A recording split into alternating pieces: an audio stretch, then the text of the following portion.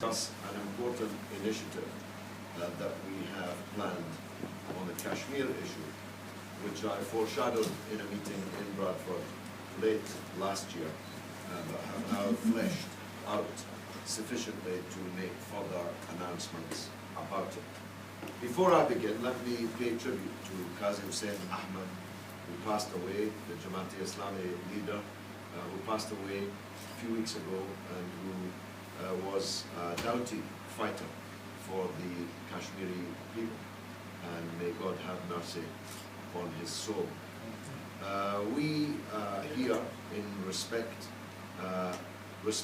Kashmir because we respect the right of every people to self-determination.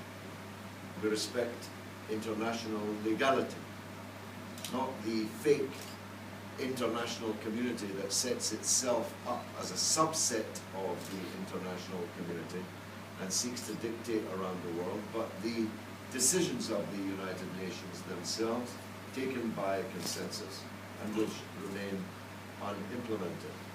That's why, for example, I have spent a very long part of my life, and Respect has been extremely active on the issue of Palestine, which is all in times of the historical facts, as well as the narrative itself, a remarkably similar story. The Palestinian people have been denied international legality, have been denied the implementation of United Nations resolutions, and everyone in the world now knows about it.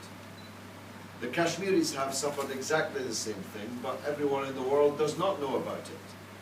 And very few people in the world are concerned about it. And that's the paradigm that we need to change. It's a big order. I know this because I was involved in the Palestinian question since the mid-1970s. It's taken decades, and much blood has flowed in those decades. It's taken decades to make Palestine the #1 international issue in the world. And we have to set ourselves the objective of no less than making Kashmir as important and as central a political issue in the world as the Palestinian issue has become. It's late. The Kashmiris have been suffering for 60 years and more. The Kashmiris have been denied for 55 years or more the implementation of a United Nations resolution which afforded them the right to a plebiscite to decide their own future, a decision of the United Nations that was accepted by the Indian government, and not just any Indian government, but the Prime Minister, the greatest of the Indian Prime Ministers, Mr. Nehru himself, actually stated that they accepted this resolution and that plebiscite would be held, but it has never been held. The Palestinian Intifada, or 3 intifadas, have become part of international law. But there has been an intifada in occupied Kashmir almost for exactly the same length of time, and which has led to the loss of far, far more people than the intifadas in Palestine.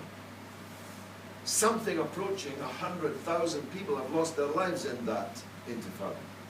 Tens of thousands of political prisoners have languished in the Indian dungeons throughout that intifada. Rape as an instrument of war has been systematically used by the Indian occupation authorities in occupied Kashmir.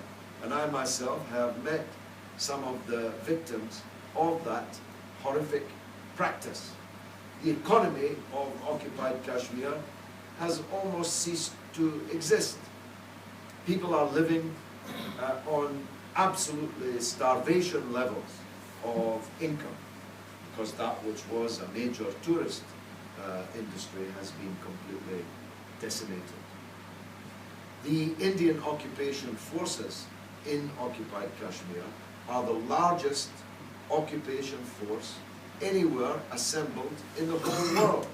600,000 Indian soldiers are occupying the people of occupied Kashmir and are ready to pay any price, it appears, in blood and treasure in order to insist upon the illegitimate rule of India in Kashmir. So we have decided that the time is right to relaunch our work on Kashmir. I myself, as many of you know, have been involved in this question for more than 30 years. In fact, one of the earliest videos available on YouTube is a speech by me in 1990 in Muzaffarabad, where I warn you now, before you go to look at it, I looked rather different than I do today. I don't want you thinking it's not me. It's me in Muzaffarabad in 1990, making a speech such as this. I formed the National Lobby on Kashmir in the 1990s, which had some extraordinary successes. We held a national lobby of the British Parliament. We brought 7,000 Pakistanis and Kashmiris to London to lobby their individual MPs. We held a big rally in Central Hall, Westminster. It was, as it happened, the day that John Major resigned as the leader of the Conservative Party in an attempt to lance the boil of opposition to his cabinet.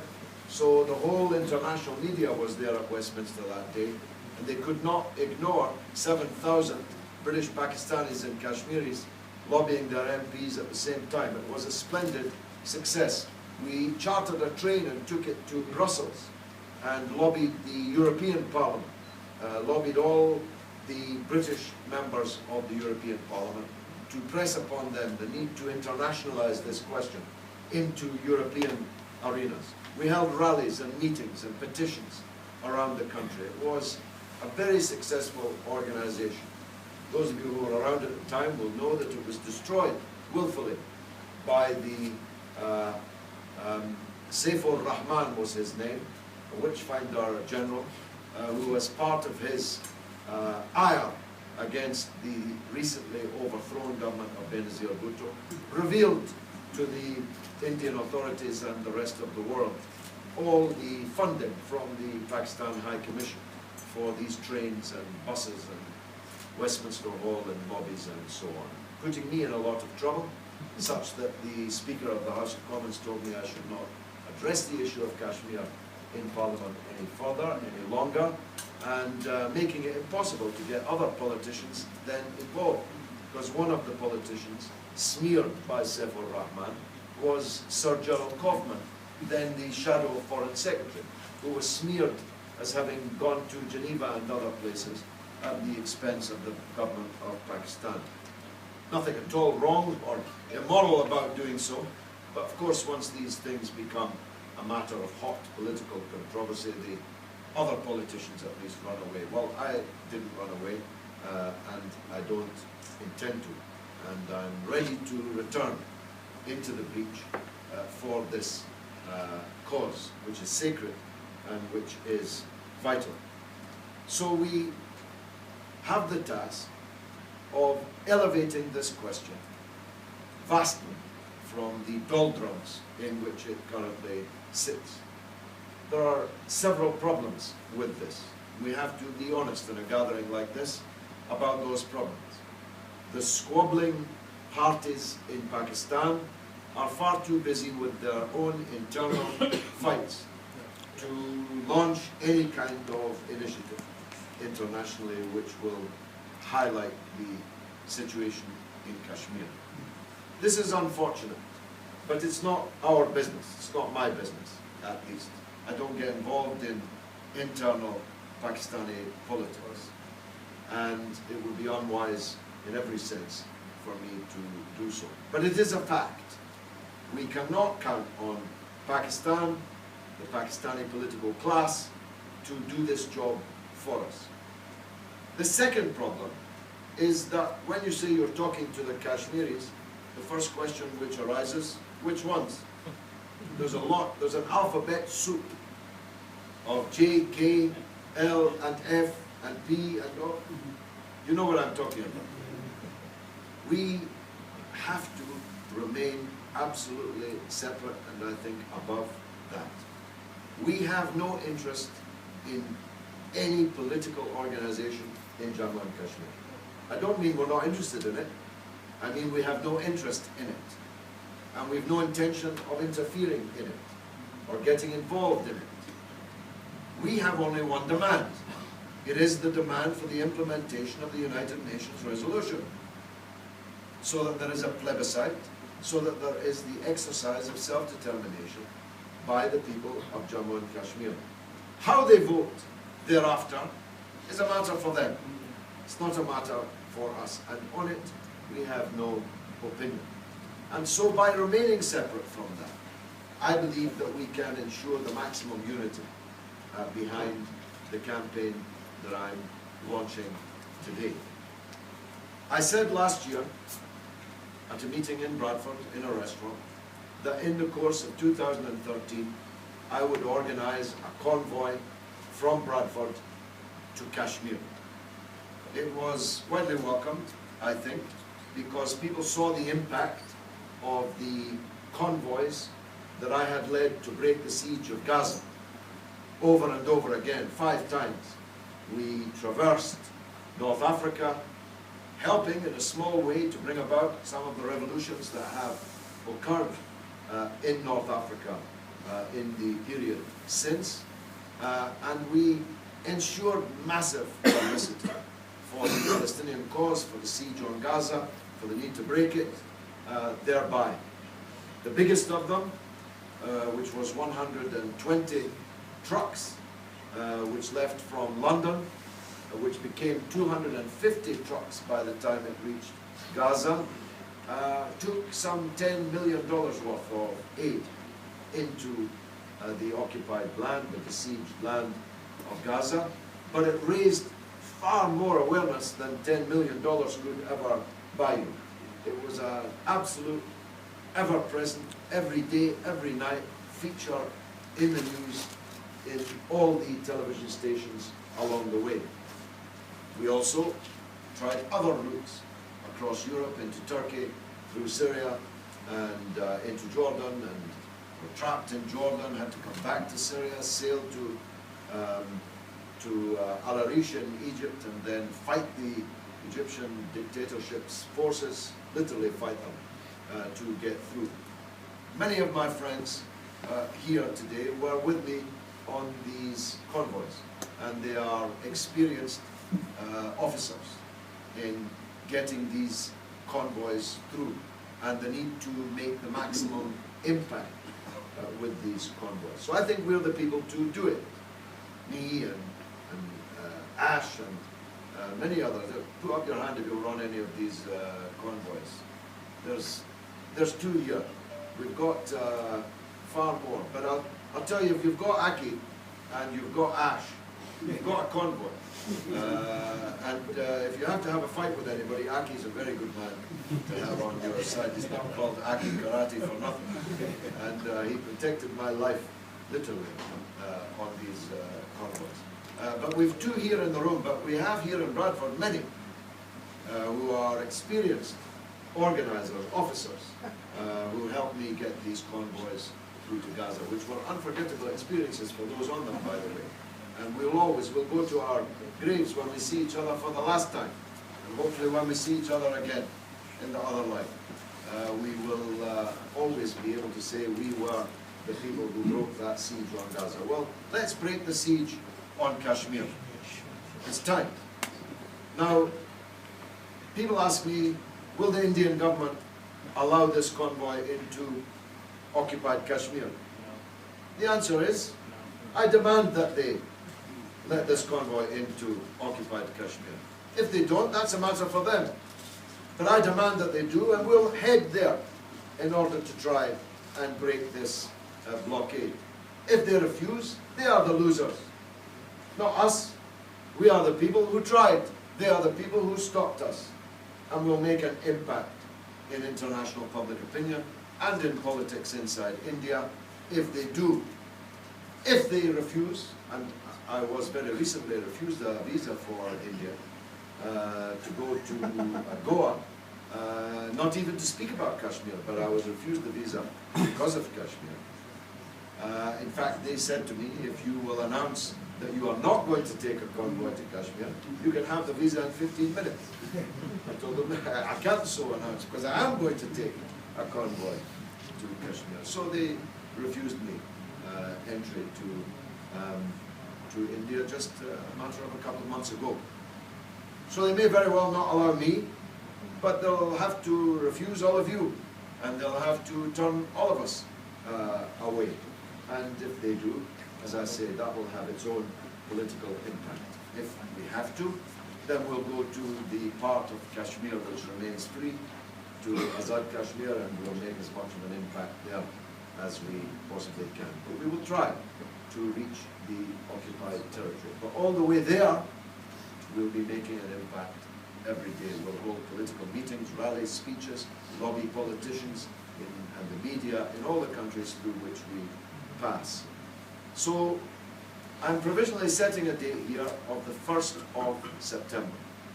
The 1st of September gives us enough time to organize this properly and allows us to reach the area before the weather turns particularly bad. That date is not fixed in stone. If people have objections to it, we need to find out from Iqbal Saab what the Hajj dates and arrangements are. I've lost a bit of track of that. And that may impact. But around about the early autumn, we should set out. And therefore we should be there in the late autumn.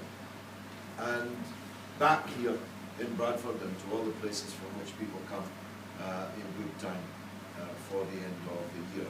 And then the beginning of the year, we have other matters to deal with, namely the local council elections here in Bradford. I think it'll make quite a splash.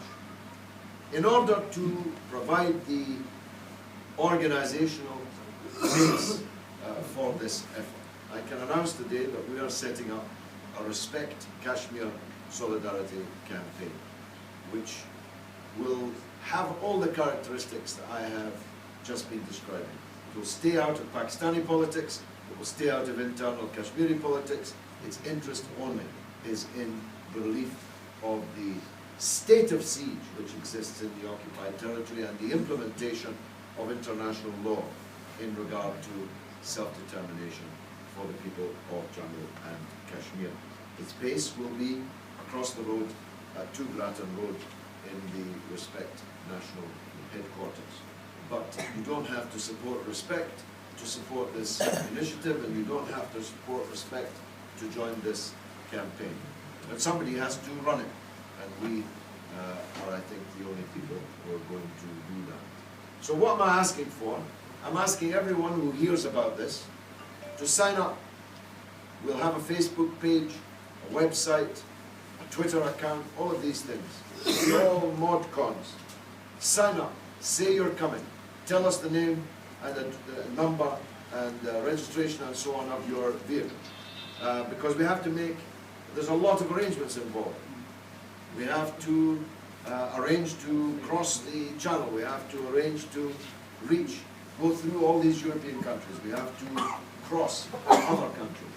The exact route we are planning now. But we need permissions and visas and so on. It's a big, big organizational task.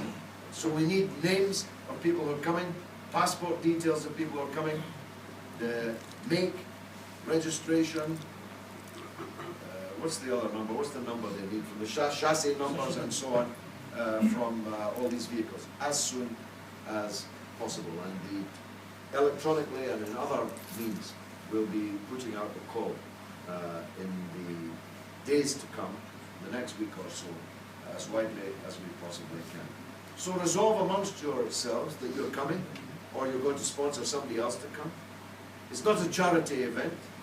It's not a charity convoy. Of course, people can take in their own vehicles whatever they want to, but we're not announcing it as a charity because it's a political campaign, and the Charity Commission and charity law in Britain does not allow charities to have political aims. We don't want to get involved in that morass.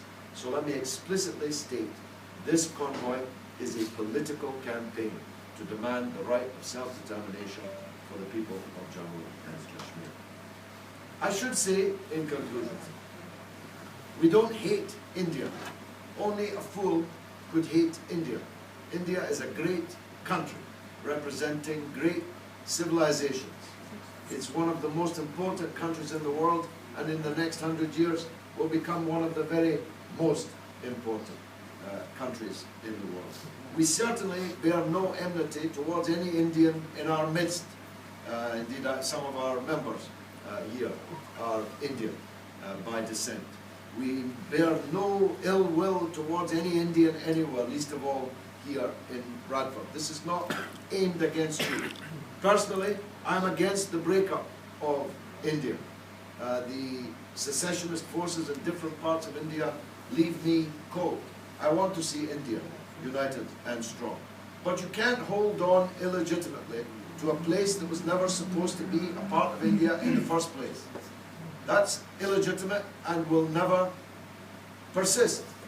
However many soldiers they send there, the people will resist it. And everyone here knows the scale of the suffering of the people of the occupied land. So this is not any kind of act of aggression against India, still less Indian people. It's an act of solidarity with a group of imprisoned people who have been incarcerated in a state that they were never intended to be in, have no wish to be in, as a plebiscite would show, in overwhelming number, which is of course why the plebiscite has never been held. So that's the plan. I'm announcing here today the launch of the Respect Kashmir Solidarity Campaign and the putative departure date of September 1 for a vast international convoy which will leave Bradford and, God willing, appear in Sirinagar to great enthusiasm from the imprisoned people there. Assalamu alaikum. Anyone have any questions, any points they'd like to make? Yes, brother, at the back. Okay. First point I want to make is that I think the main reason behind the Kashmir occupation taking place is not, apart from the fact the Indian government won't let go, and the fact that the Indian government has been sponsored by Britain, America, and also Israel has IDF forces sitting in Kashmir, showing how to control population like cattle. I think what you need to look inwards before you look outwards. So if you look at the majority Kashmiri population within the UK, of which there is about 1 million, and you look at those people, most of the people are disunited. As you said, you have an alphabet soup, you have a JKLF, you have a JI, you have this and you have that. But if you actually look at that, most of those people can't even sit in the same room. So how can people advocate jumping on a convoy together if these people can't even sit in the same room? And the second point I have to make is that some of these people bicker about the terminology. You get some of these people calling it Pakistan-occupied Kashmir, when it's truly Azad Kashmir, where most of these people in this room actually sit freely and are not getting gunned down outside the house. They're not getting raped. Their mothers aren't getting raped. You're not getting your houses set on fire. Your child's not got tear gas thrown at their head. Yet these people have the jurisdiction to call it Pakistan-occupied Kashmir, and we want independence. People need to actually know that I don't mind whether they choose Pakistan, whether they choose India, whether they choose independence. But lest it be known on the referendum plebiscite of the United Nations resolutions, it says there are only 2 options. Yet these people then say we should change it to 3 options. If you couldn't get something going for 65, 66 years, how on earth are you going to get them to change it now when nobody wants an independent state? You can't get people within the area. You've got Gilgit-Baltistan, which is pro-Pakistan. You've got Azad Kashmir, which is pro-Pakistan. You've got Ladakh and Jammu, which are pro-India. It's only the Kashmir Valley where the rapings are taking place, where they're a mixture of pro-Pakistan, pro-independence. You can't get these people holding the whole state to ransom just because of their wishes. But if everyone agrees that the United Nations resolution says they choose either Pakistan or India, then we might agree on something. But half the people that cause the problem are the ones that put a spanner in the works. That's what I'd say. Well, I mean, there are 2 ways I can respond to that erudite contribution. One is to put my coat on and go and say, okay, I tried. But that's not me. So I'm going to try and unite these people. And as Aki knows, that can be a very troublesome business. I mean, if you think that all the people on our convoys to Gaza were chums and sweetness and light prevailed, it didn't. We had to use all kind of means, from mesmeric speeches by sheikhs to the presence of Aki looking ominous at my side. There are more than one way to skin a cat, but we got through. And we got through by insisting to people to keep the bigger picture in front of them. And the bigger picture is self-determination for the people of Kashmir. That has the beauty of being ambiguous on the question of how many questions are on the referendum. It says 2 on the UN resolutions. But I know the resolution says 2. I know that. But our slogan is self-determination for the people of Kashmir. Now, the outcome is not a matter for us. And we can either use the existence of division and lack of unity as a reason for doing nothing, or we can try and rise above it, and by doing something, create unity. And that's the line that I think that we should take.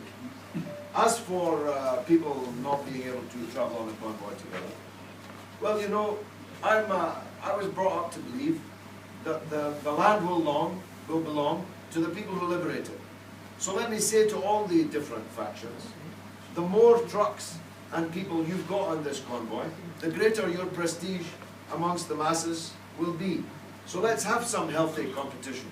Let's have the alphabet soup all competing with each other to see how big their contingent is on the thing. And let the question of order and unity on the journey itself, leave that to the experienced leaders of these convoys. We know how to handle that. Yes, sir?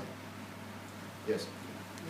I think it's a very good move on your part to arrange this convoy and not to interfere with Pakistani politics and also the Kashmiri politics.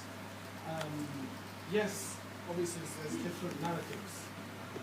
Kashmiris obviously want self-determination, and that is unfettered self-determination. Whether we want to join India, Pakistan, or remain independent, it's the Kashmiris who ultimately will decide that. So I think it's a great move on your part to sort of be clear, to be clear to decide. As far as the UN's resolutions are concerned, yes, the Kashmir issue was recognised. It was India who took the matter to the UN in the first place, although they now claim it was a mistake by Nehru. But yes, Kashmiris were given unfettered self-determination. The first resolution that was passed, Kashmiris had the right to decide between India, Pakistan, or remain independent. All the princely states have had that right when the British left. Now, obviously, after 65 years, the state agencies, whether they're Pakistanis, ISI, or the raw agencies within Kashmir, their job is to create disunity. So then you can rule people. Yeah? The other point that I wanted to make is recently there was a all-parties parliamentary group meeting in Parliament on 31st of October. We did invite yourself.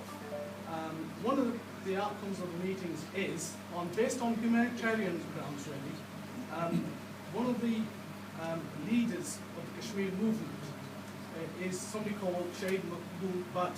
He was hanged in 1984 in Kahar prison. Now, after nearly 30 years, his body is still buried within the grounds of the prison. They will not allow his body to go to his family for a proper burial in Kashmir. And I brought here a parliamentary petition. A number of MPs have signed this.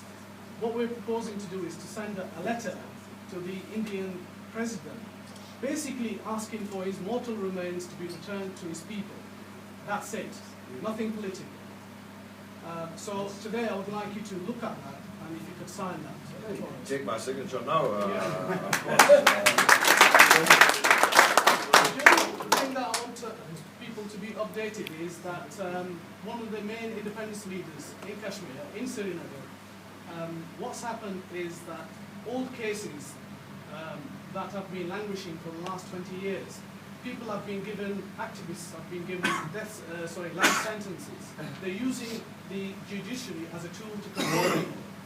So a number of people activists have been given jail sentences, life sentences. So we've started a campaign in Sirinagar from last Friday. It's called Jail Baro Tari, which means basically voluntary mass arrests. So people are going out on the street protesting, and they are being arrested and taken into preventative custody. That's what they call it. One of the leaders, Yasin Malik, is under preventative custody. Even the mother and two sisters of Shaheed Lapur Bhatt are in preventative custody at the moment as we speak. So this is actually going on at the moment in Kashmir. That's all I have to say about it. Well, no, it's very powerful what you have to say. I'll come back to you, brother, but let's take people who haven't spoken. Yes?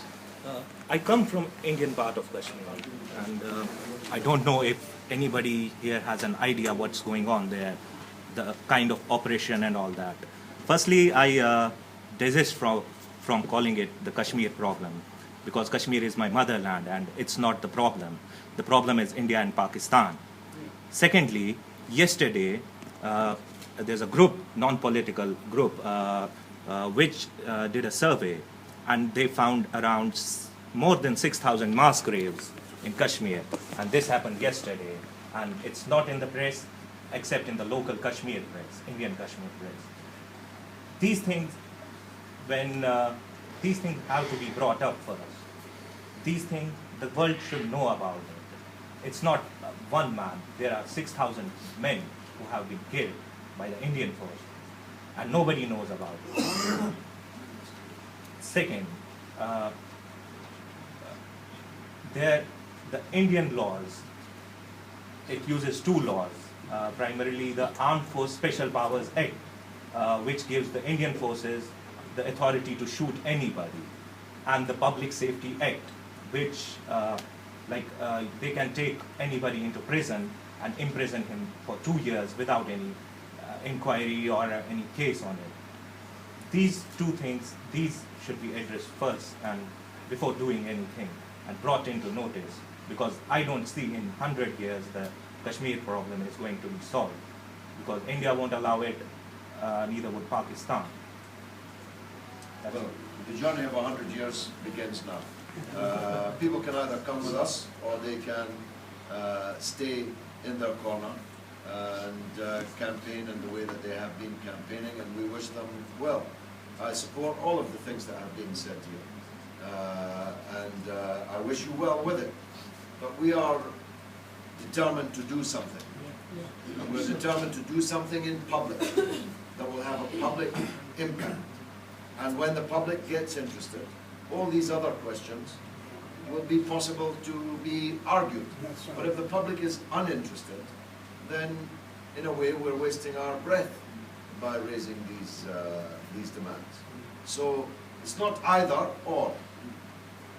Every one of you can support what we are doing, because what we are doing does not cut across what any of you are doing.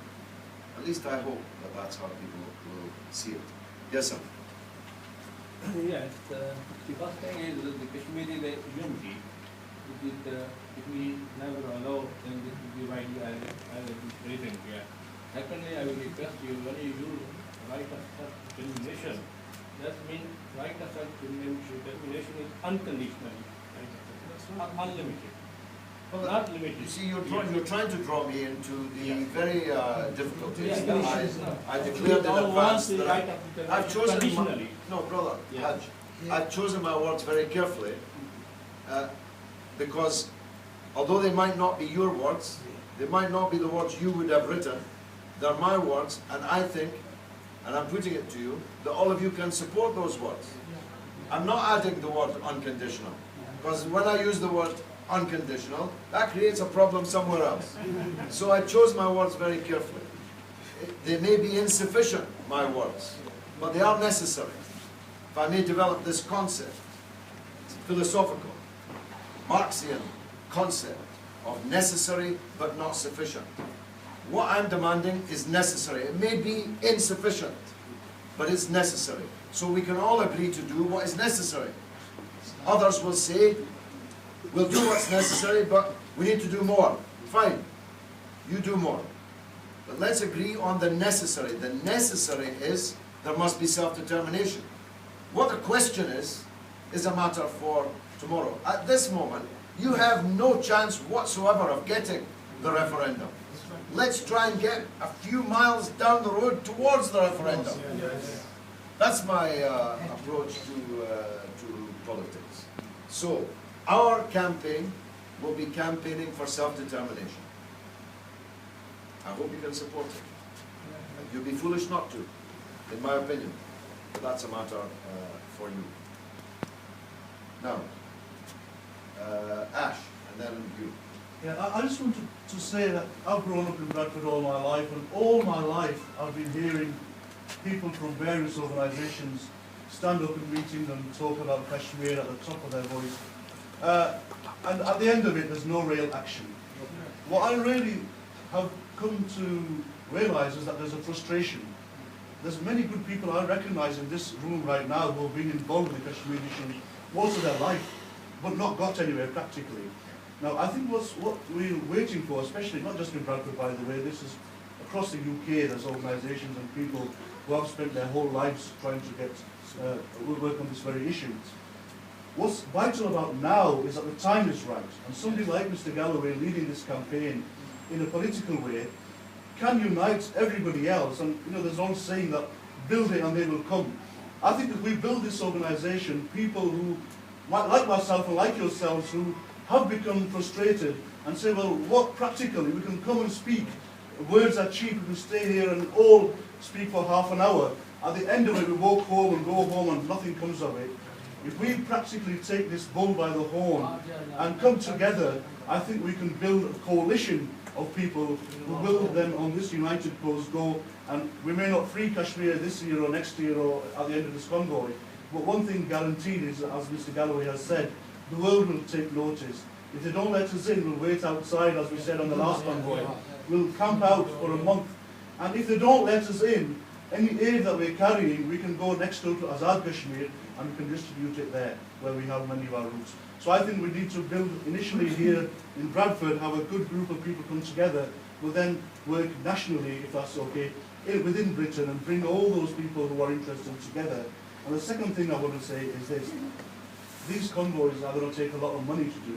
We need to buy the vehicles, we need to buy whatever necessary stuff that we need to do. Now, I have been in touch with some TV channels who do fundraising. You can do collectively or jointly on these.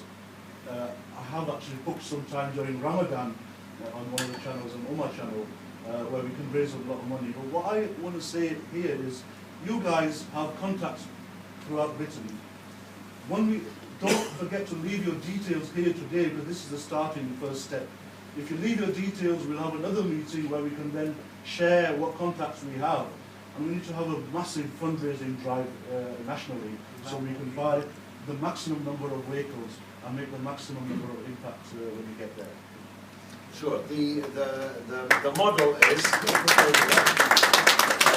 the model is that the central base will charge an administration fee, £100 or something, and each vehicle that's coming will pay that £100, and from those collections of £100, we'll organise the itinerary, book the campsites, pay bridge tolls, ship tolls, and so on, or at least ascertain what those shipping tolls are. So there'll be a base administration fee. Other than that, don't give us any money. Raise the money yourselves for your own vehicle and what goes in your own vehicle. You take ambulances again? You can take ambulances for sure. But the point is to make the longest march that we can, to make the biggest, most colourful impact that we can. So don't pose it as a charitable effort, because if you pose it as a charitable effort, the Charity Commission will be down on you like a ton of bricks, and they'll try to wreck it in the way that they tried to wreck Viva Palestina. So it's not an aid convoy, it's a campaigning convoy to raise these political demands. Of course, people can bring in their vehicles whatever they like. That's a matter for them, but not for us at the centre. Yes, sir, you want to come in again? Basically, like that gentleman over there, my mother's from Indian occupied Kashmir. And just to let you know the extent of some of the problems. Actually, on the TV they say, oh, on the internet they say 800,000 troops, actually 1.2 million. My friend has been in occupied Kashmir. My friend been in occupied Kashmir for 12 months until recently. Whilst he was there, his friends, he lost 12 of his friends, had to attend their funerals. He was hired repeatedly from Indian police and army. Women were raped. His family was hassled, basically. Kids were getting killed left, right, and centre. Yeah, I was phoning the BBC, I was phoning ITN, I was phoning all these people and saying, ridiculous excuses, Bill Neely, we can't get access. If you can organise access on me, I'll go tomorrow. These kind of excuses are just not enough. And interestingly enough, what I find is that Kashmir being my primary cause, when I look at Palestine, everyone's agreed that Israel is the occupying force and that Israel needs to be held to account for war crimes.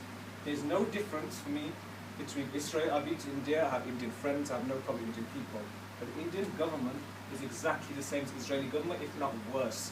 They rape, they pillage, they kill, they do everything under their power to ensure that the occupation continues. The Armed Forces Special Power Act, they can shoot to kill, and there's no trial. They continue to do this over a continuous period of time, and what I find very interesting is that I think we need to look inwards rather than outwards. How many people here have lobbied the television channels? Anybody? BBC, ITN? Anyone? Yeah. As we said, talk is cheap. You know, we can talk all we want about Kashmir. It's about practicalities. Whether you actually stand up and go out there, you make some phone calls, you speak to people, you email them, and you badger them again and again and again. The Israeli lobby themselves, what do? They send one email with exactly the same details, they carbon copy, and they send it times a million. And that's how it works. I was told by someone that works within the BBC that there is a special office just for Israel to make sure the news is twisted to suit them and to make them look good. Now, I think part of the problem emanates from the fact that within Kashmir itself, or within the Kashmiri community and the Pakistani community here, is that the Indian forces occupying them, there is so much similarities within the culture of India and Pakistan. Obviously, it was all one country at one time. And I feel there's almost a certain sense of apologetic behaviour, kind of, oh, don't talk about Kashmir, oh, it's Kashmir, is that my mum lives, oh yeah, oh, that's Kashmir, yeah. It's Pakistan, I've got a Pakistani passport. Nobody's willing to say to the Indian friends, almost like an inferiority complex, big brother over there, small brother over here, we don't want to worry them, we don't want to upset anybody. And we all sit there, watching ZTV, watching Bollywood, paying them in the back pockets, paying them thousands and millions, so they can continue the occupation. Which restaurants do we go to? We go to Indian restaurants. We pay for their rice, we pay for their food, we pay everything. I know for a fact some Indian friends, they would rather go, if they go to a mithai or a sweet shop, as you might know, which is the Asian sweets, they'll go, if there's a Pakistani one around the corner, they will go an extra 10 miles to the Indian shop, just so the Pakistani and Kashmiri people don't get any business. We're talking here about a loyal sense of people, it's the Indians, they don't want to give Kashmir up, they're all united on that front. Yet we are disunited, we are disillusioned, we are in fractions, and the question is why? Don't look outwards at everyone else, don't point the finger at Britain, don't point the finger at America, don't point the finger at anyone else, look at yourselves first. When I asked one person, when I came from Birmingham here today, and I asked one person, he had a KNIC Kashmiri National Identity Committee leaflet out there. I said, oh, that's really good, you're doing very well there, trying to get Kashmiri kind of identity on your census. And he said to me, I'm not Kashmiri. I said, but what are you sounding like you're speaking? I don't understand the language, but Mirpuri? He said, I'm not Kashmiri, I'm a Jat. Basically, there's this ridiculous notion within the Biradari system, within the Kashmiris in Azad Kashmir, that basically a Kashmiri is somebody of a certain caste. So people say, I'm not a Kashmiri. There was a protest within Birmingham, which they wrote Kashmir for Kashmiris. Somebody crossed it out and wrote Kashmir for Jats. So if you can get this kind of disunity, if we're going to elect people based upon their ancestry within Pakistan, then we have no hope. I really commend what you're doing because, honestly, I've watched your videos from 1990, which is in Mirpur. I showed it to my friend over here who saw it and we're really impressed by what you've done for Kashmir and the lack of concern within the own community. If you approach someone like Khalid Mahmood, if you approach Sadiq Khan, if you approach, what's her name? Baroness Wasi, all these people, very apologetic. And worst be known, somebody who was it talks about the APPG, who was it? Somebody talked about all parliamentary committee. Yeah, I mentioned it. Yeah. One of the people who leads the parliamentary committee, no names mentioned, I saw him. I saw him in a shopping centre somewhere in the UK. I actually gave him a phone call as well.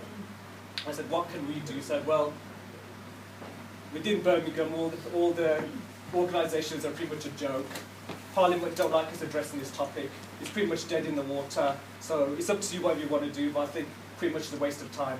Now, if a leader is saying that to me, how do you think that makes me feel? If I get somebody saying that to me, how do you think I feel?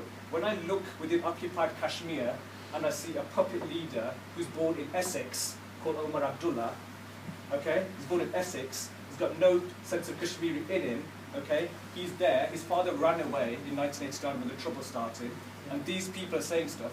Where's the opposition to that? That's the question. Look inwards first, sort the problems amongst yourselves, and don't point the finger. There's always a blaming everyone else. Look yourselves first, improve yourselves first. If we another 50 years. And if we can unite, another 50 years. if we can unite, doesn't matter what This is a practical convoy. yeah, it's very And good. these are practical things. Exactly. So you might as well, all the issues you mentioned, Yeah. the good issues, don't get me wrong, there are these kind of concerns. Yeah. Like that gentleman's got concerns like that, Yeah. there was a concern. I'm sure the ones that haven't spoken have got concerns. Yeah. What we're saying is, let's come on a common platform. That's what I'm saying. You know, all That's of what I'm this saying to stuff you. can If be- you let me finish. If you let No, me finish. probably you've gone on long enough. Come on, man. Yeah, it's the second All we're time. saying is It's this is a a very good platform, you speech. can bring stuff, you're going to get a chance. What we're saying is, this is like, in a sense, an open forum where you'll get different kinds of people with different views. Yes, Pakistan occupied. You mentioned rape. What, you're telling me there's no rape going on in Pakistan? Soldiers are It's not an argument. You saying try. it's taking You place. try As being. Kashmiris, You try being are my sick of mother. it all. You We're try being my saying mother. everybody- You try being my mother, okay? And then come. You live in your village and be. That's you. That's easy There's for you, thousands of okay? people like that with Order, mothers. order. Forget just your mother, there's other mothers. It's all right, now calm down. It's down low. No, Aki said what I was going to say, which is this, that everything you said had a lot of validity and was very eloquently put. But your conclusion that the community needs to look inwards and look at itself and find unity amongst itself before it goes out and asks for other people's support is, with respect to you, I speak as a more experienced campaigner than you, is the other way around. You're more likely to get unity if you're out there and actually doing practical things. And you'll find, yes, lead by example. So in short, that's what I appeal to you to do. It would be a terrible shame if you're not with us on that convoy, because I think you'd be a great asset on that. Gentleman towards the back. Yes, sir. With the white shirt and blue tie. Were you indicating you wanted to speak? I'm sorry, I thought you were yes, sir. Yes, like I say, I have to applaud your efforts because you don't really see many politicians take such a proactive stance. And I know that there's a lot of controversy in these subjects, so you take an element of risk when you commit and invest yourself with these issues. So I think these issues do need to be addressed. I think it's fantastic that there is a politician with the integrity to address these issues that affect the wider community. And you have my sincere thanks. Thank you, sir. Yes, Paul. You mentioned about Indian occupation. You mentioned about Pakistani occupation. You never mentioned about Chinese occupation, because for me, Kashmir divided into three parts, and the Kashmiri families actually divided not in two but three. So your convoy just limited to Indian occupation. I'm not going to fight China. Fighting India is enough. You have to forgive me. They are I'll give you for another day. they've taken a good chunk. Yes, brother, yes.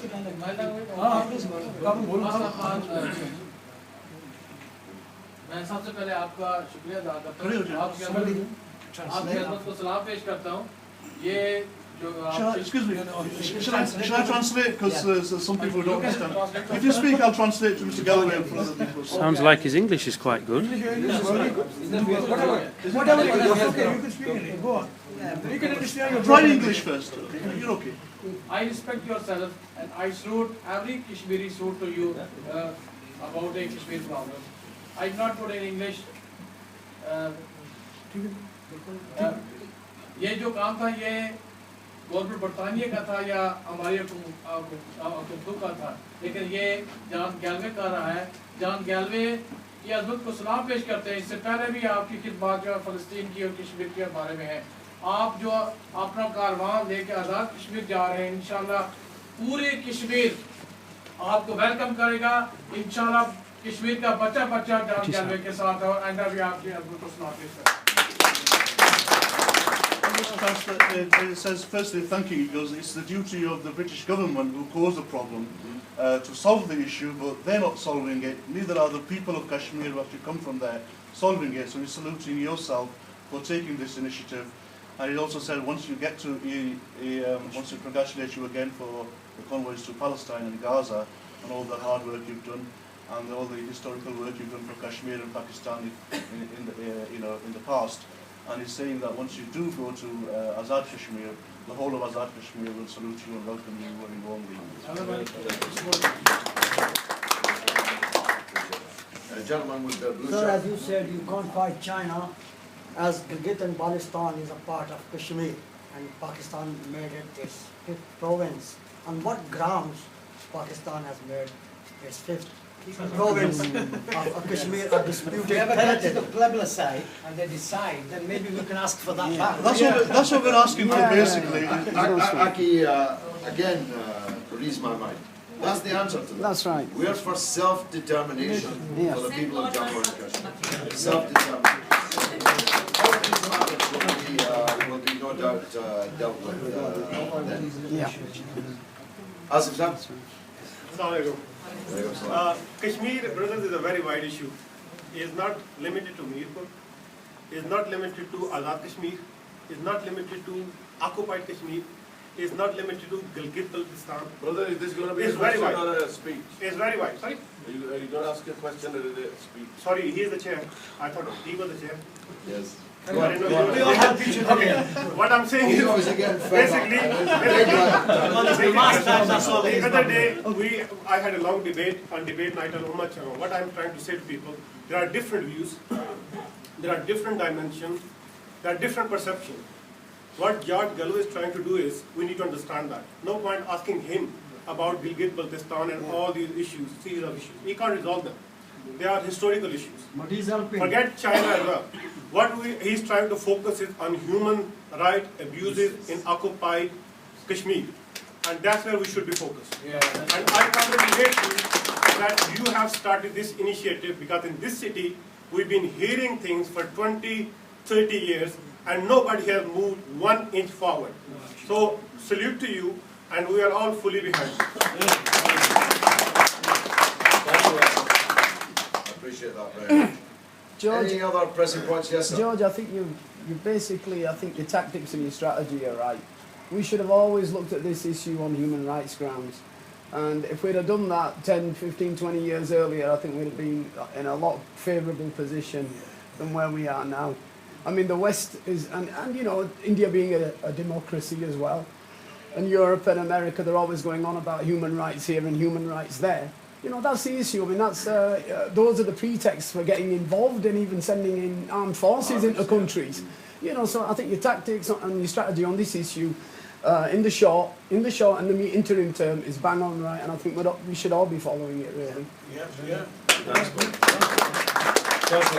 Yeah, as I said, it's not just for Kashmiris this issue, it's for everyone. Yeah, that's right. But That's right. so we have to say we are raw Kashmiris. Yeah, that's It's right. about human rights. Yeah, that's right. No, very good point. Yeah. That's right. No, that is a good point. If the convoy ends up with only Kashmiris on it, that will be a weakness. Yeah, that's right. We want That's right. white people, black people, Muslim people, non-Muslim That's people, right. Pakistanis, Indians, Kashmiris, any There's Kashmiri Palestinians. pundits that live there, there's Kashmiri That's right, CEOs, that's right. there's a lot That's of, right. just like there are in Bradford. Sure. And like they mentioned, George, you know, this Yassin Malik, Yes. out of all these different leads, this gentleman has got an ideology, at least in the terms of if there's different sects, just like Bradford, live in peace. He doesn't want no armies, he says just leave these, we'll deal with it. So his ideology is he's the kind of a gentleman, you know, that we do need to meet, and that's what we need to. One of the things that we will be doing is either trying to get this gentleman to England to meet yourself. If not, you know, somehow. Oh, there, yeah. Yeah. He watches my Press TV program on I've been Thursday sending him some. Yeah, he sent me messages in the past. He's only the genuine one. He's been in the jails. He's been tortured. Yeah, I'm sure he's genuine. There may be many other genuine ones. Yeah, we don't pick and choose, but no. He does watch my show. I know that because he sent messages. Yes, sister. Just touching on what's just been said. I'm sorry I missed the beginning of the talk. I think with any kind of liberation struggle, it's really important that it's led by the people who are oppressed. So whilst it's really, really good that there are lots of other people around, it should be a process that's led by Kashmiris themselves. So just touching on that, what links do we have already within Kashmir to Bradford that's going to make this more successful? Because Sure. Look, sister, we're not attempting to substitute ourselves for the Kashmiri people or their political leadership. Before you came, I announced the formation of the Respect Kashmir Solidarity Campaign. By definition, if you're offering solidarity to somebody, you're recognizing that there's a somebody. And the somebody in this case is the people of Jammu and Kashmir. So we're not substituting ourselves for them, but neither will we be, because if we were, we would do nothing, taking orders from anybody, because nobody could agree on what the orders would be. We're just planning a simple journey. That's all, from Bradford to the occupied Kashmir. If India refuses us, we'll go to Azad Kashmir. But not before we've tried very hard to get in. And in so doing, to attract a lot of attention to the fact that there is something called the Kashmiri cause. And that's all. The details of negotiations, strategy, tactics, armed struggle, no armed struggle, and so on, that's not a matter for us. We are in solidarity with the people resisting the human rights atrocities and the illegal occupation of occupied Kashmir. So no, it will not be led by Kashmiri political factions. There will be some Kashmiris in the leadership of the Respect Kashmir Solidarity Campaign. You have to be in Respect for a start to be in the Respect Kashmir Solidarity Campaign, and we don't have, as far as I know, any Kashmiri politicians in Respect. And maybe that's a good thing, you see, because before you came in, we had several different points of view, which are extant, as you know, amongst your people and amongst people in the region. And we'd spend a lot of time arguing with each other. So maybe it's a good thing that our aim is very basic and simple. It's not rocket science. It's to take as many people from A to B as we can, make as much noise in so doing as we can, and thus attract as much attention as we can to the existence of this cause. Thanks for your contribution. I just wanted to make a small point about what links do we have with Kashmir. Bradford is often described as Little Mirpur simply because of the number of people from the Mirpur district that are in Bradford. So in the UK, possibly after Birmingham, I think we've probably got the biggest population of people from Kashmir, so there are massive links with Kashmir. My family were displaced from Jammu and Kashmir before the partition, and I think that's probably the same for a lot of people in this room. Their families were displaced from Indian occupied Kashmir into Azad Kashmir, so there are a lot of people in Bradford that have very strong links with that part of the world. Yes, absolutely. Perhaps I should have been more clear about that. I meant we have no links to organised political structures in Kashmir, nor do we seek any, except to wish all of them the best and to be ready to respond to the best of our ability to the human rights situations, the prisoners issue that was raised, the repatriation of the mortal remains of Mr. Butt and so on. We of course are ready to respond as far as we're able to give support, sign petitions and so on. But as for connections to Kashmiris, most of the members of Respect in Bradford are of Kashmiri origin, so we of course are not without links We just don't want organic political links, because that way lies, in my experience, that way lies disunity, and disunity will mean paralysis. That's right. Okay. Well, look, thanks very much for coming. Ash, you want to make a final? Just a reminder, it's very important that if you really want to, if you're going to be part of this, and if you do want to take part, it's very important that you leave your details here. So please don't go unless you do that. Your name, address, telephone number, contact number, because we will be having another meeting where we can then get more organised. So please, before you do leave, if you could come to the front, then I'll get somebody to take some your details and then. Also, there's other people, you know, like you just mentioned, different towns. Invite whoever you want, because there will be other meetings where you can bring those people in as well. It's not going to be to Bradford, movements in Birmingham. Sure. But like we said, we don't want all these different political views, etc. Let's just go on the convoy, make awareness, let people know that there's an issue here, they need to be dealt with. How they deal with the political side of it, referendum takes place, and people hold different views, go to the ballot box and vote how you want. You know, have that freedom. So leave those other issues to one side and see how you can make this convoy a success. Like we made history the first time, I think we will make history again in Kashmir. Amar, brother, do you want to come to the front and take people's details or pass them around? Yep.